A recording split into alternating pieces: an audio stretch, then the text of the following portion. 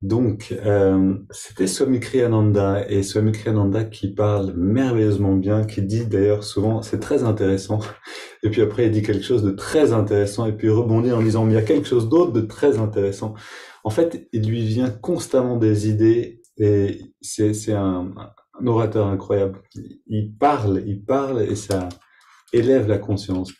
En tout cas, de Ananda Village, quand on regarde les personnes qui ont vécu près de lui, c'est vraiment intéressant qu'ils ont tous développé cette capacité à exprimer des idées quelquefois très complexes, mais de manière simple. Et donc ici, Swami Kriyananda parlait de ce paradoxe que, en effet, enfin, c'est sa manière de voir, et je crois qu'on peut confirmer qu'en Inde, on trouve une manière de suivre les enseignements qui est finalement plus proche des enseignements euh, chrétiens, et c'est-à-dire avec cette idée de... Enfin, voilà, je vais pas répéter tout ce qu'il a dit, c'était vraiment intéressant. Vous pouvez trouver en fait le lien de la vidéo et retourner l'écouter. Même elle dure une bonne heure, donc vous aurez plus que ce qu'on a entendu là. Mais donc, oui, on est dans la thématique du magnétisme, et donc dans donc hier, j'ai tenté de vous parler euh, de, voilà, de cette force qui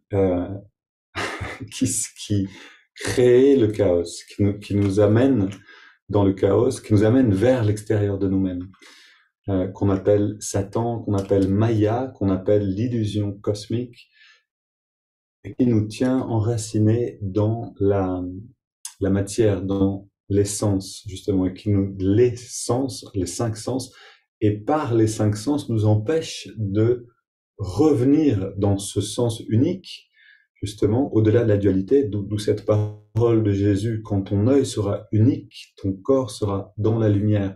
C'est-à-dire, si on arrive à sortir de la dualité et de cette énergie qui nous maintient prisonniers des sensations et du monde, on va pouvoir sentir justement ce retour vers nous-mêmes.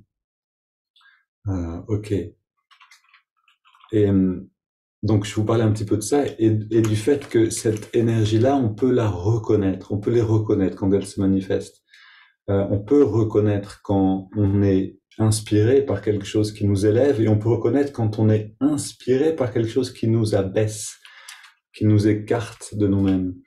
Et ces deux énergies sont des réalités aussi objectives, on pourrait dire, que la gravité, euh, ou que, oui, que la gravité. La gravité, c'est un bon exemple, c'est-à-dire on a vraiment un élan vers le bas, et puis en même temps, le corps grandit, s'élève vers le ciel, les arbres grandissent, s'élèvent. Donc il y a vraiment ces deux mouvements constamment.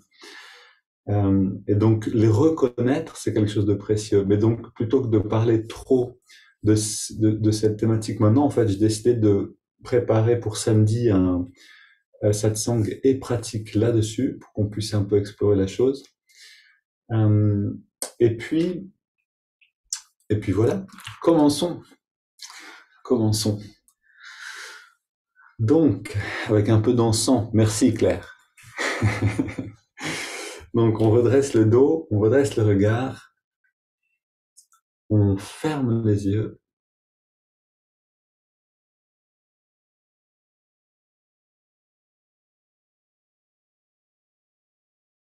et on retrouve ce silence.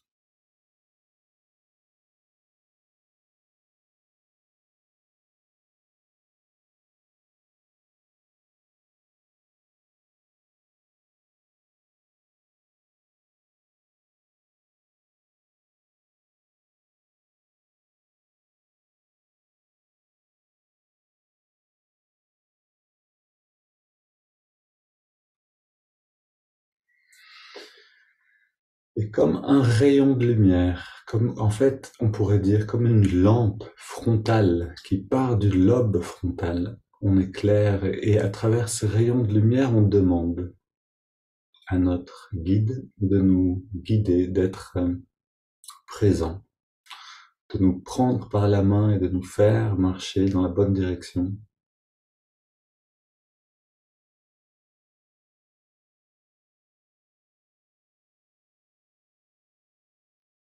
On ressent la respiration profonde, régulière.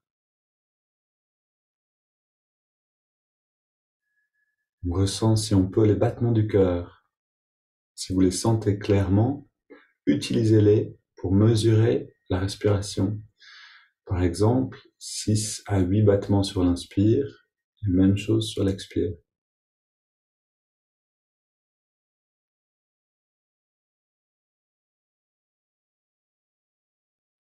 Et cette prière continuelle ou ce mantra qui nous accompagne, celui que vous utilisez d'habitude ou celui que je vous propose. Ô guide divin, guide-moi maintenant et en chaque instant de ma vie.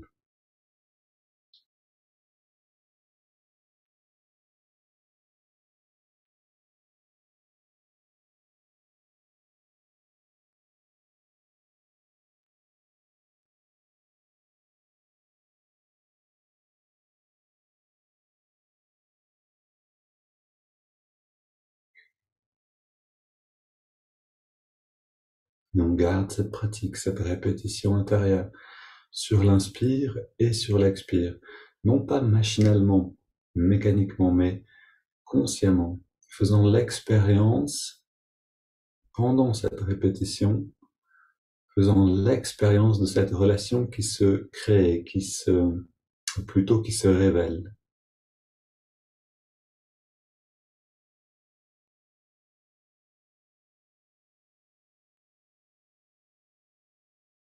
Puis, on entrelace les doigts sur la prochaine inspire en gardant cette pratique intérieure.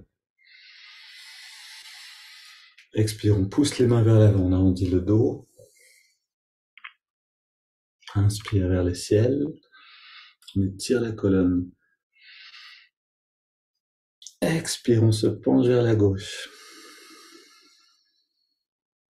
On libère le chemin de la conscience. Inspire, on se redresse vers le ciel. Expire vers la droite.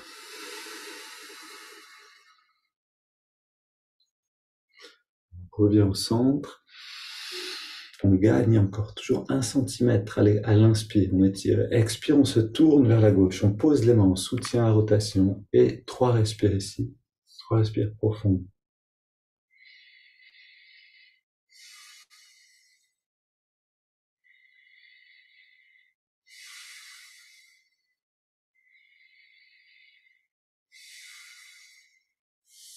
On revient au centre. Inspire vers le ciel. Expire vers la droite.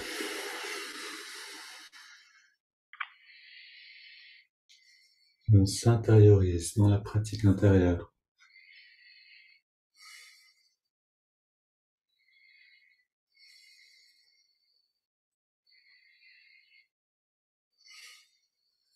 Et retour au centre. On pose les mains derrière. Et c'est le moment de prendre de l'élan pour plonger en nous-mêmes. Donc là, fléchi vers l'arrière, le dos légèrement penché en arrière, les coudes et les épaules rassemblés derrière, la poitrine un peu bombée vers l'avant. On inspire profondément par le nez, expire par la bouche. Une vingtaine de fois, en adaptant le mantra ou la prière pour rester tranquille à l'intérieur.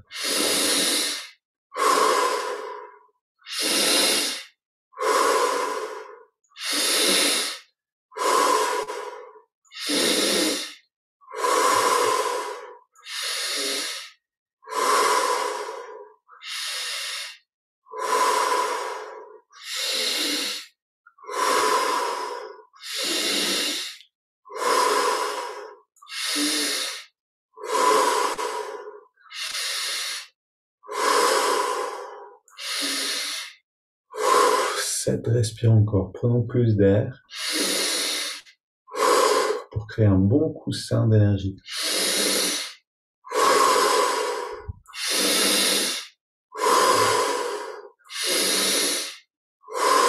Trois respires. 2. 1. Et on vient au centre. On redresse le dos, les mains sont posées sur les cuisses, paumes vers le ciel. On reprend une grande inspire. On garde l'air dedans quelques secondes et on expire en se détendant complètement. On arrête de respirer comme si on éteignait toute action, toute activité et on plonge en nous-mêmes dans les sensations qui apparaissent.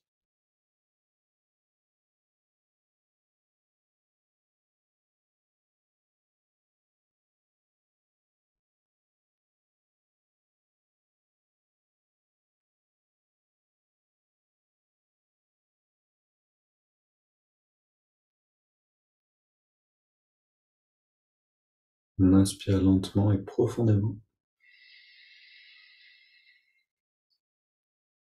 On garde l'air dedans, on rentre le ventre.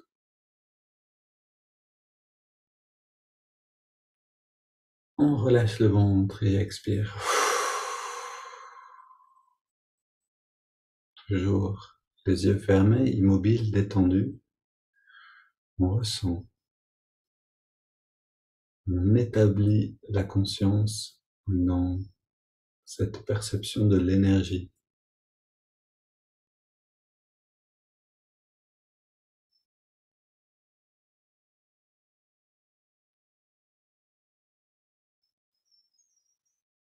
Avec ces respirations profondes, on crée comme une explosion d'énergie dans le corps. Un grand boost d'énergie. Et du coup, l'énergie devient facilement perceptible. Mais cette perception-là, qu'on a maintenant, une perception comme améliorée, intériorisée, voilà retrouver cette même perception par le retrait des sens pendant la méditation Hong So. C'est juste d'autres manières, des manières différentes de plonger dans cette perception-là. Et Bastrika, ces respirations profondes, nous permet d'aller très rapidement, profondément. Ok, une double inspire par les narines. On garde l'air dedans, on serre les poings, on contracte tous les muscles du corps.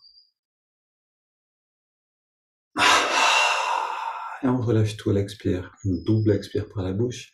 À nouveau maintenant, double inspire par le nez.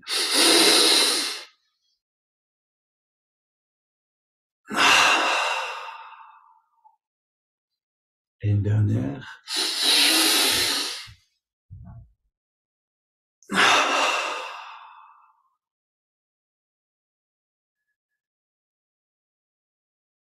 Et on inspire profondément, lentement, par les narines, avec notre prière ou notre mantra. C'est un claquement de doigts. On garde l'air dedans.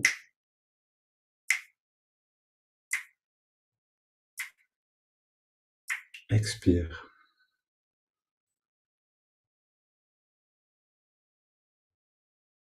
Inspire. Voyons cette lumière qui remonte le long de la colonne.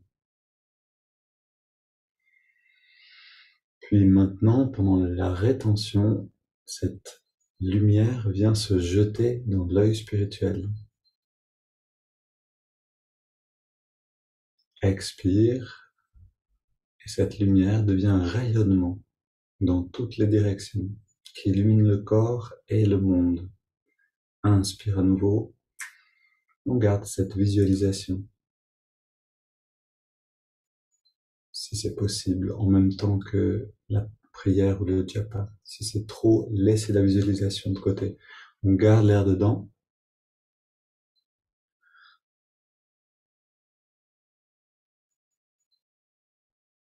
Et expire.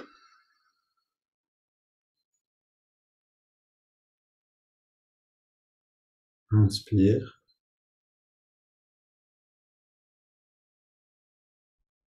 On garde.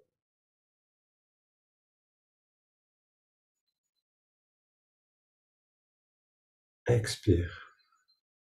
Voilà, et vous sentez maintenant l'effet de ces respirations triangulaires. Un accord se fait entre les sentiments et le mental. On prend une grande inspiration et on laisse la respiration libre.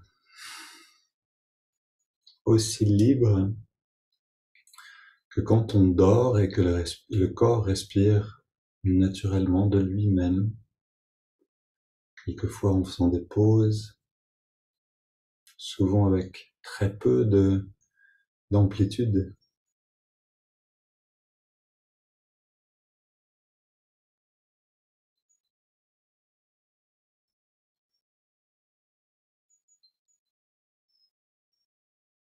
on goûte à ce calme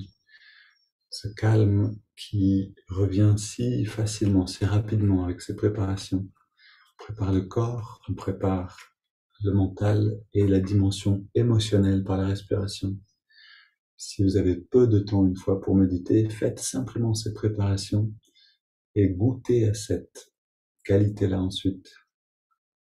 C'est souvent plus efficace que juste aller directement dans l'observation du souffle.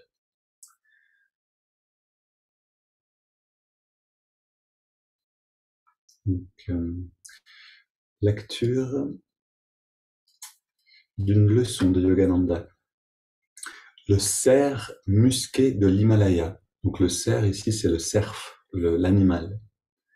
Le musc est une sorte de pommade précieuse et extrêmement parfumée, trouvée dans le nombril du cerf musqué, un habitant des plus hautes collines himalayennes de l'Inde.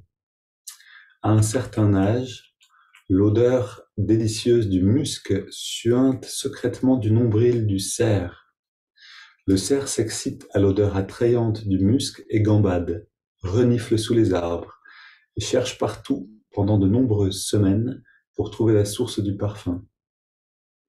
Enfin, il se met en colère et devient très agité, incapable de trouver la source du parfum.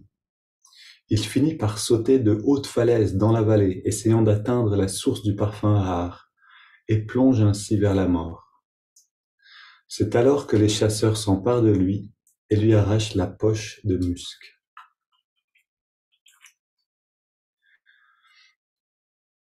Ne pensez-vous pas que la plupart des gens agissent comme le cerf porte-musc, comme le cerf musqué?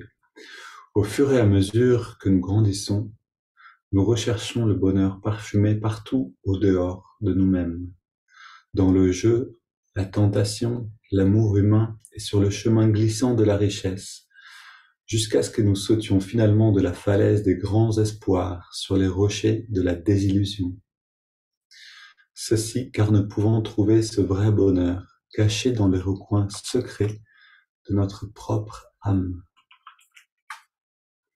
Si seulement nous pouvions tourner notre esprit vers l'intérieur, dans une profonde méditation quotidienne, nous trouverions la source de tout vrai bonheur durable, existant au sein même du silence le plus profond de notre âme.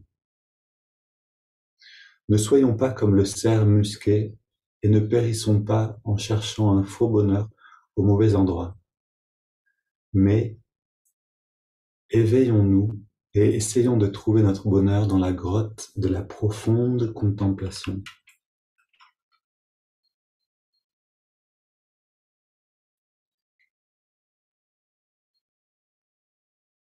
Et c'est précisément ce qu'on va faire maintenant.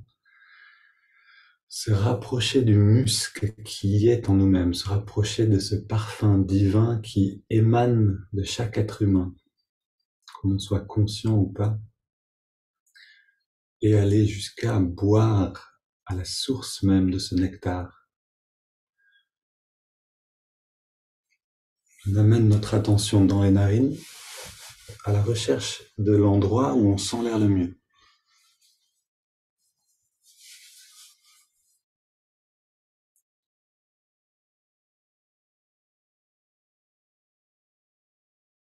Puis quand on a trouvé précisément dans toute la longueur des narines où on sent l'air le mieux, alors on sent la fraîcheur de l'inspire, fraîcheur vivifiante, et la tiédeur de l'expiration, tiédeur apaisante.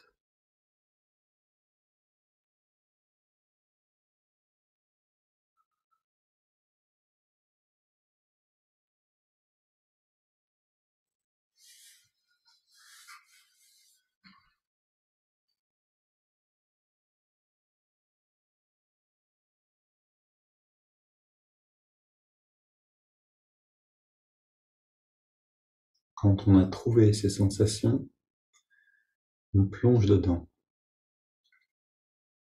On fait comme un zoom, que cette sensation devienne la seule focalisation de notre attention.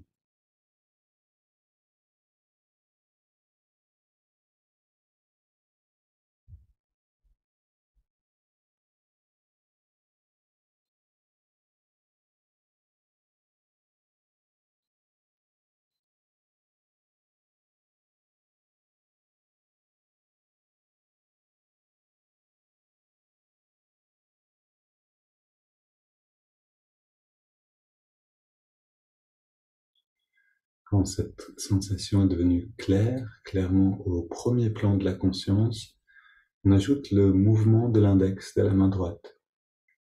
À l'inspire, l'index revient d'1 centimètre vers la paume de la main, et à l'expire, on relâche complètement l'index, relâchant en même temps tous les muscles du corps. On atteint graduellement un état de relaxation profonde et d'immobilité totale.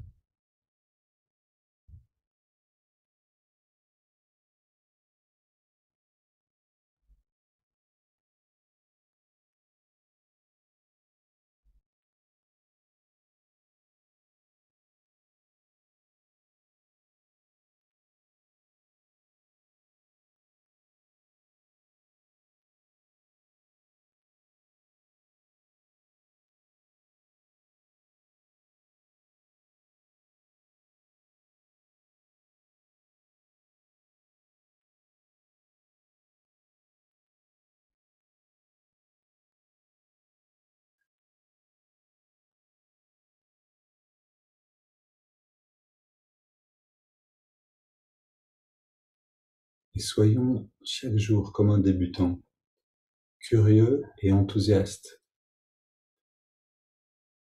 ouvert à toute perception nouvelle.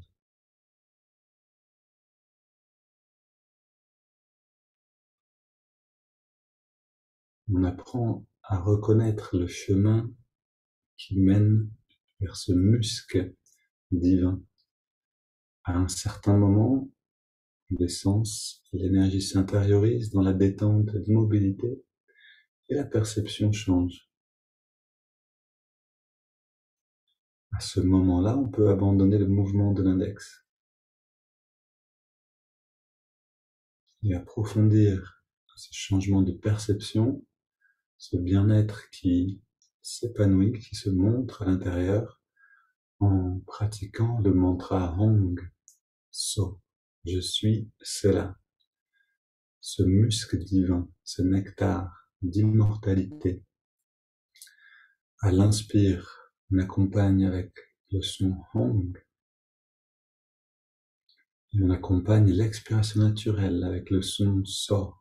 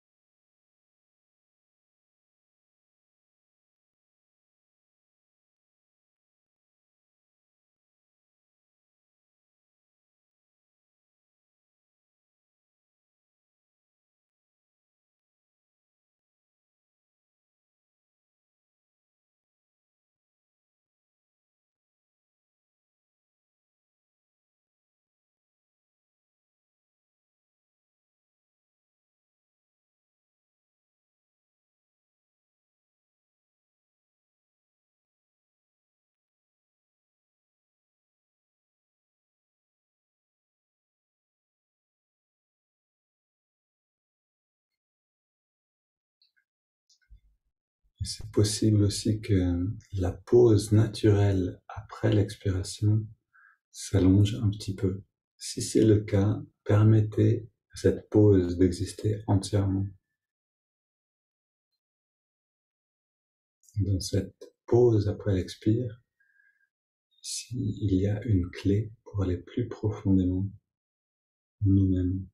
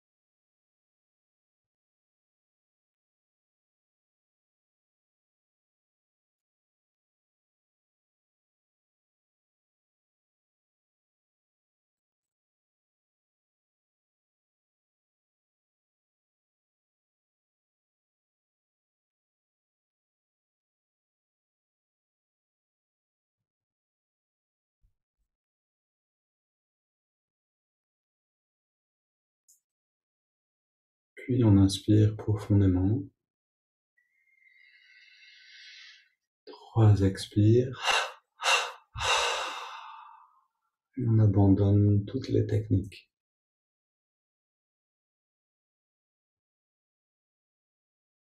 On abandonne l'observation du souffle et le mantra, le mouvement des doigts aussi. Et on reste dans cette détente totale. Une détente physique, mais aussi une détente mentale. Plus d'effort, plus de volonté propre. Juste ressentir l'expansion naturelle de la conscience.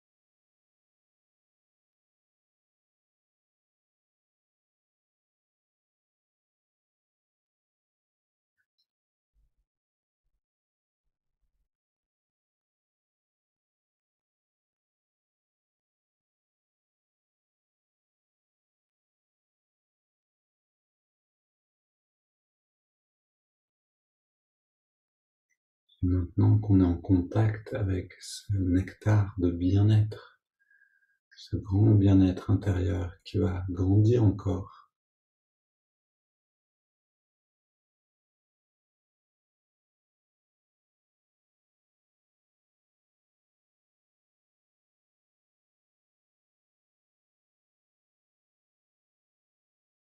cette lumière,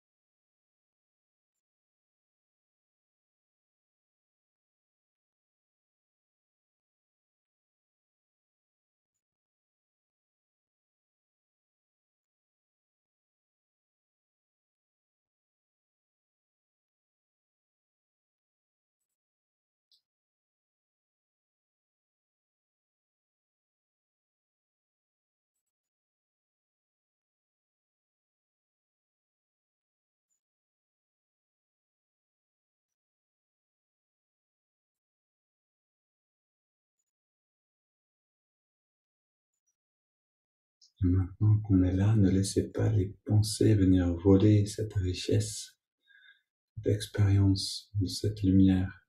Si les pensées viennent, utilisez un peu de mantra ou de prière continuelle sur une respiration naturelle, sans faire d'effort, pour recentrer l'attention dans l'expérience.